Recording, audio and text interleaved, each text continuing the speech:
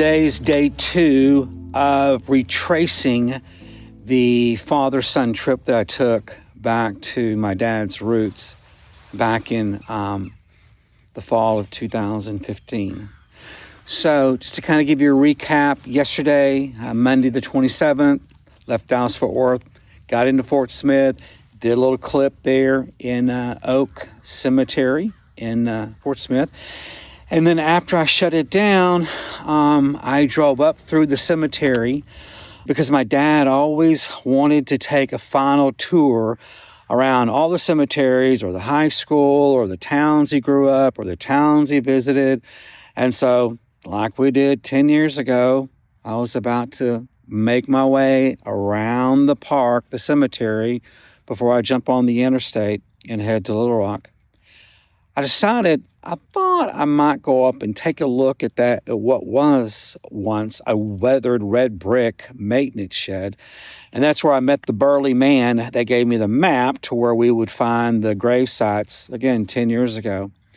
When I got up on the hill, the door was open. Now, 10 years ago, the door was a big old heavy oak door.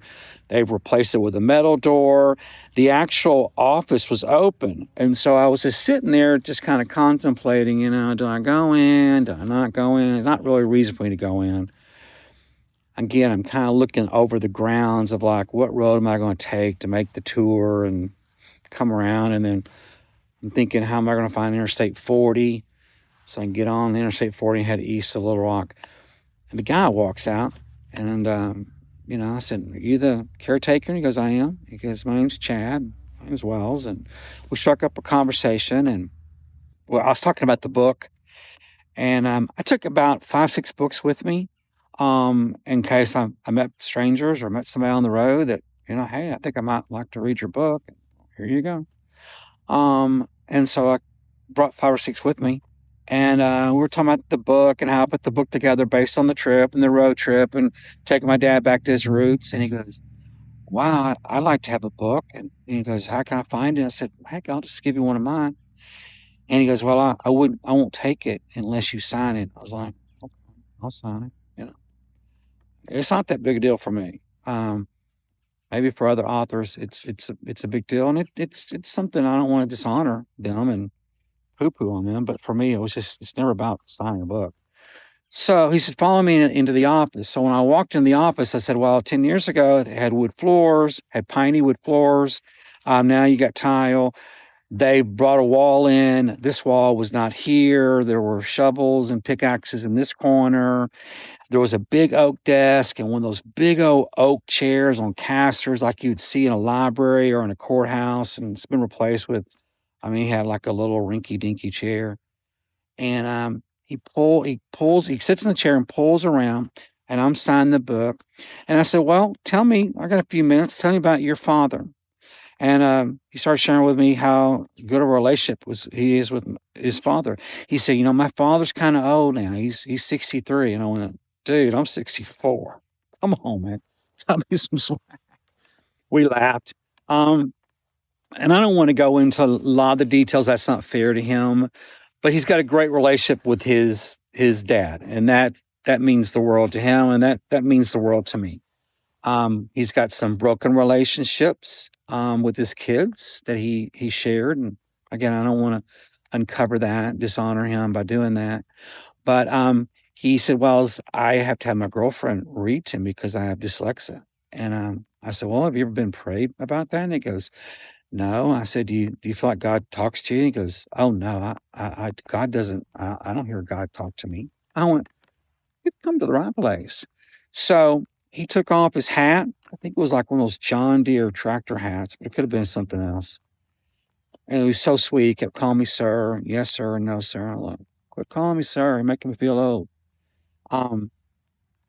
Anyway, so, so we prayed. I prayed for him for, a couple minutes. Prayed about the relationship that he was having with his current girlfriend. And that was God's plan to marry her. And then obviously I talked to him about, hearing the voice of God and that God wanted to talk to him and wanted to be a shepherd and his sheep hear his voice. And then I prayed about the dyslexia dyslexia. That's hard for me to say, tongue twisting. So I prayed for his dyslexia, and that was it. I didn't feel God's presence. I didn't feel like, revival was coming to the building. I just poured my heart out. He poured his heart out, gave him a hug, and off I went into Little Rock for the evening. Next 12 miles down the road is Parkin, and if you read about Parkin, which Parkins was that, chapter 14, that's where we had the major blow up. And so when I get to Parkin, I'll bring out the book, but I hope to find the same sycamore tree that me and my dad parked under, and Chernobyl. But anyway, so here am I in Cogbill Cemetery. So my grandfather, my dad's dad, John A., is right over here. And then John A. had a brother, Fred. He's next to Fred. And then Fred had a wife. And I cannot remember her name. My bad.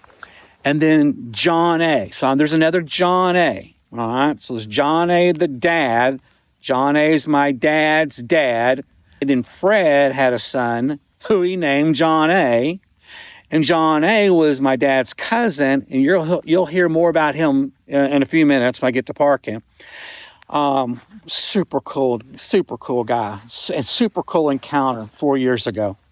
They've moved him up here. He's recently died, last 2 years. So this is where my grandfather, John A., my dad's dad, was buried. And again, he was 67 years old when he conceived with my dad's mother.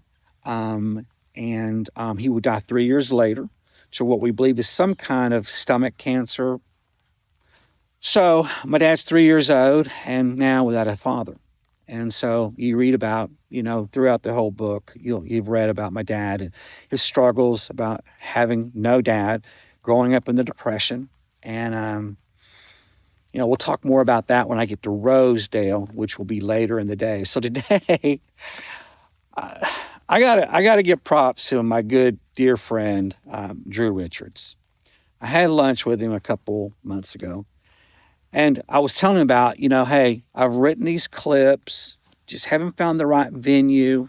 But I see myself filming in like a really cool garage with like a muscle car or some really cool vintage cars. And I said, I've been waiting for 6 months to God provide that space, that setting for us to film, because my friends over at Sky Vault, they're like, hey, let's get this project done. And I'm like, I can't film without a space.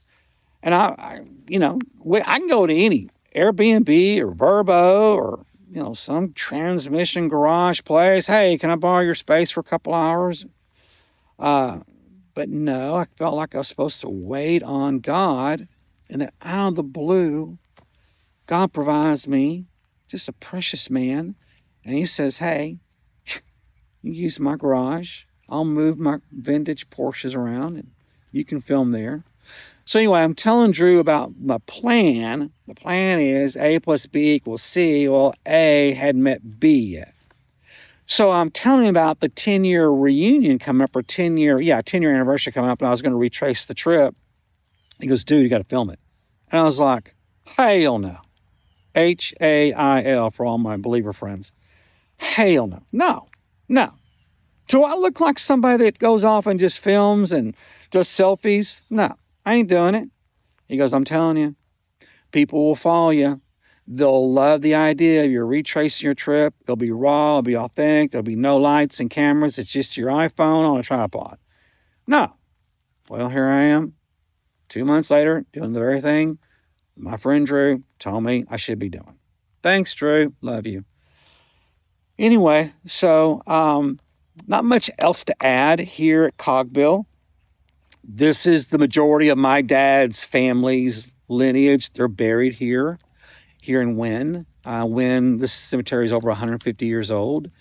Like it was 10 years ago, like it was 4 years ago when I did the research for this book. There's nobody here. So, but the weather is very, very similar. So when I drove up 10 years ago, it was more sunnier. The winds were just unbelievable windy. and there was so much dew on the grass that it was just soggy. I mean, you just soggy. Today, the grounds, I've actually looked like they've been cut, and it's just wet from, all the rain, and now the rain now. But just a real sweet, serene, I hope serene's the right word, place. It's just quiet. 10 years ago, you could hear the whispering pines. Today, it's just as quiet and still. But I want to, again, honor my dad, come where we came 10 years ago, honor the Brenners. And I've heard nothing but just precious things about that side of the Brenner family. And again, don't know if any of these are believers. They are. We'll have a very sweet reunion one day. But I think for now, unless I'm missing something, I will check in with you shortly, hopefully under a sycamore tree in Cotton Mecca called Park in Arkansas. Blessings.